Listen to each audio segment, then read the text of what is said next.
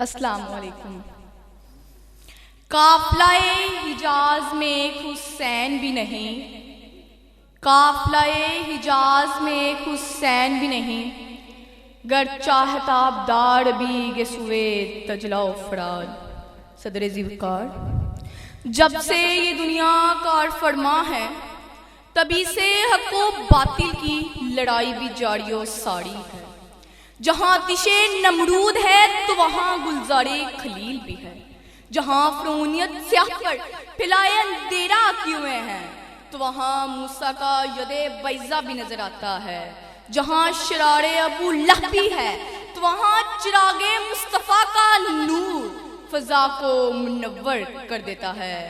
علامہ اقبال اس موقع پر فرماتے ہیں، ستیزہ کا رہا ہے ازل سے تامروز، ستیزہ کا رہا ہے ازل سے تامروز، چراغ مصطفی سے ہے شرار ابو لہب۔ جناب صدر، لیکن ہمارے دور کی بد نصیبی یہ ہے جناب صدر، ہر جگہ ظلم و ستم کا بازار گرم ہے، حق کو دبایا جا رہا ہے، جھوٹے سین ترین لبادہ اور آرائش محفل بنا ہوا ہے۔ یہ دور اپنے حسین سے قاصر ہے، ایک رہنما کی تلاش میں ہے جو راہ حسینی پر چل کر ظلم و ستم کا نمو نشان مٹا دے۔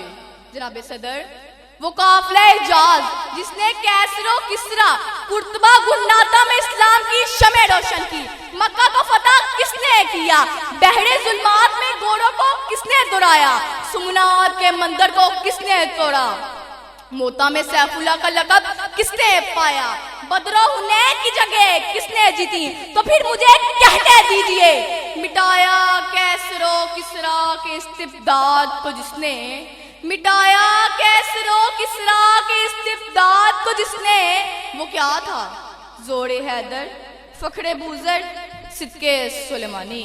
جناب صدر، دین کو غلط رنگ دینے والوں کے خلاف امام علی مقام نے وہ لازوال جہاد کیا جسے تاریخ کربلا کے نام سے موسوم کرتی ہے۔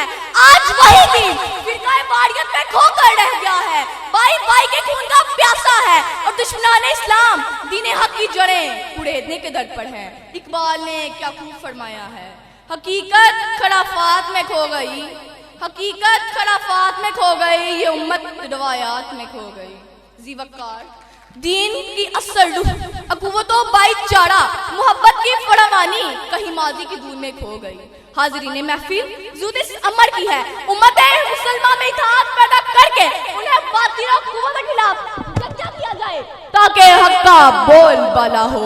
یہی مقصود فطرت ہے، یہی رمز مسلمانی، یہی مقصود فطرت ہے، یہی رمز مسلمانی، اخوت کی جہانگیری محبت کی فراوانی۔ بتانے رنگوں بو کو توڑ کر ملت میں گم ہو جا، بتانے رنگوں بو کو توڑ کر ملت میں گم ہو جا، نہ ترانی رہے باقی، نہ ایرانی نہ افغانی۔ والسلام، آپ قسمت کبیر۔